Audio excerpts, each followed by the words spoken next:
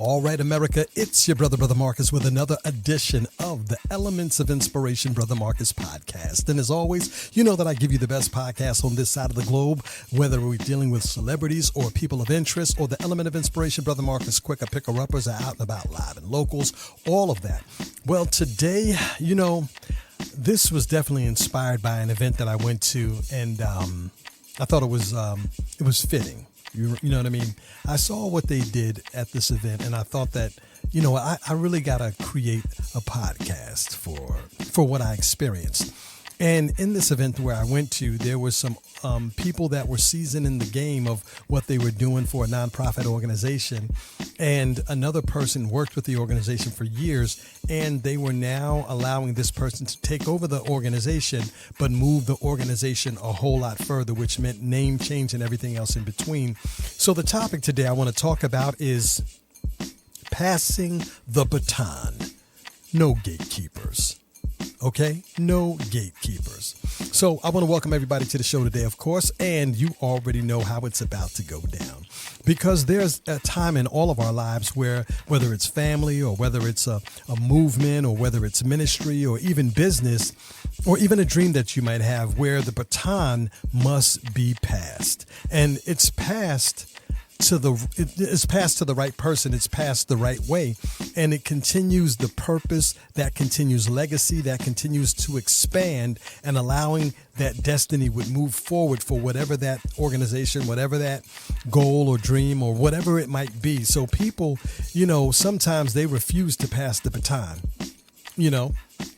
When gatekeepers are involved, they tend to block progress. Dreams begin to die. The movement is at a standstill, and the entire generation gets stuck waiting on permission when you should have never been waiting or feeling like you're withheld from moving forward and having progress. So today we want to kind of break down some things and kind of get us to move forward and pass the baton. Now, metaphorically speaking, what does it mean to pass the baton? Well, as most of you know, that you see people that run a race, whether they sprint or whatever it is, right? You see they move with intensity, carrying a small baton in their hand.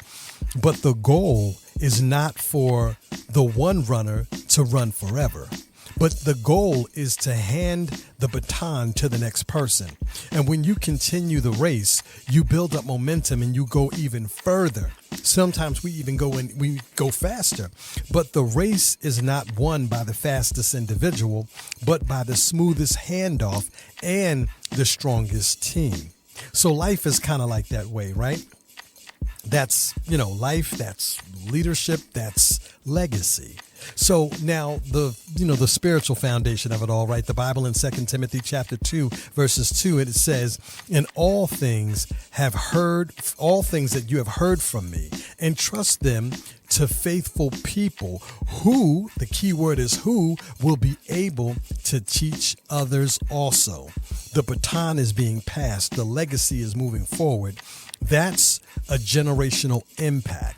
So if we look in the book of Hebrews chapter 12, verses 1, it reminds us that, we have to run with the endurance with the race that is set before us.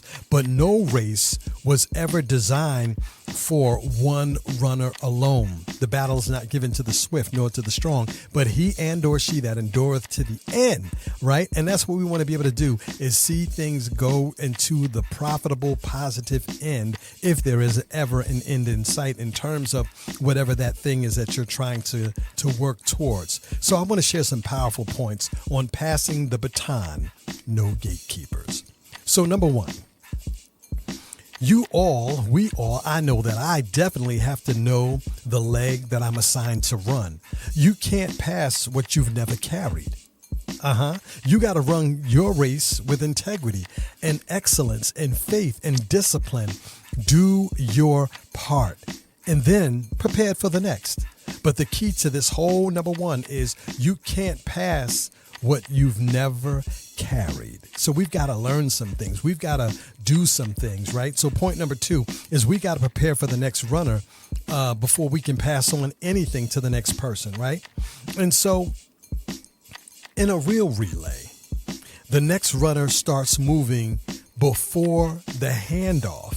And that means we must mentor. We must mentor. We must work with before we can retire. See, we've got to teach what we know before we leave. We've got to train before we transition. It's all up to us to be responsible for what we have, that it's readily available for the next person who is definitely in line. And so, number 3 is, we got to go, how can I put this? We got to let go when it's time to release.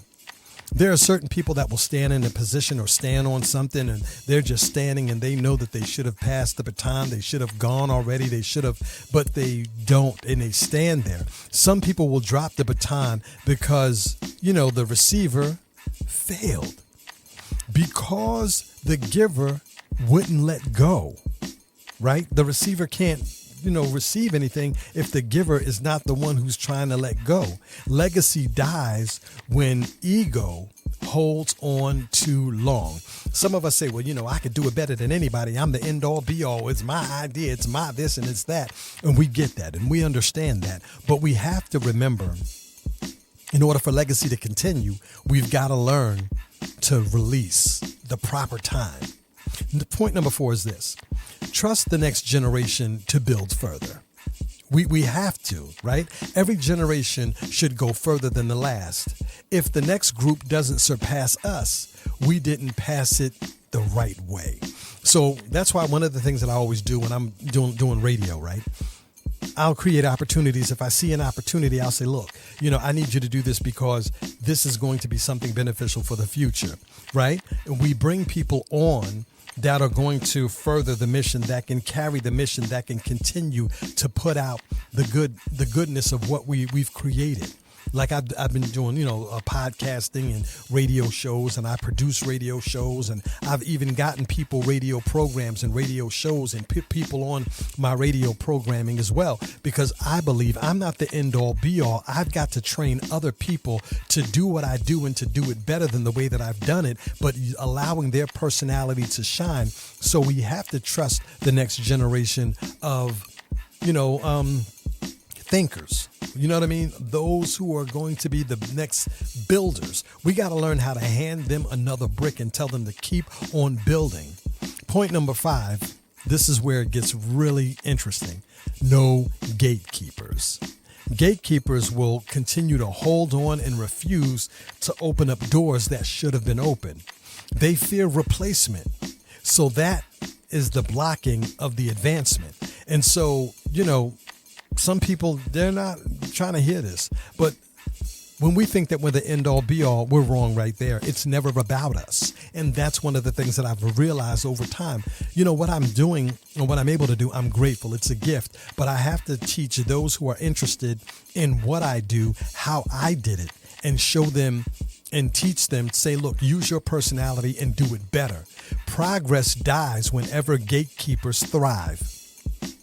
Yeah, we hear about that in a lot of different industries. There are people who will stand there, they will, gatekeep, and they're not, I believe like gatekeeping is really rooted in fear, because you're growing, you're doing more, you're being more, you have a different perspective, and people see that you're full of faith, right? But when you're a gatekeeper, you're full of fear.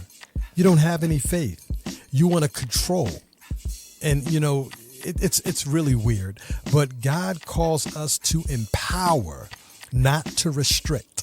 And that is one of the biggest things that we need to open up our hearts to see, that God has called us to empower folks and not restrict people.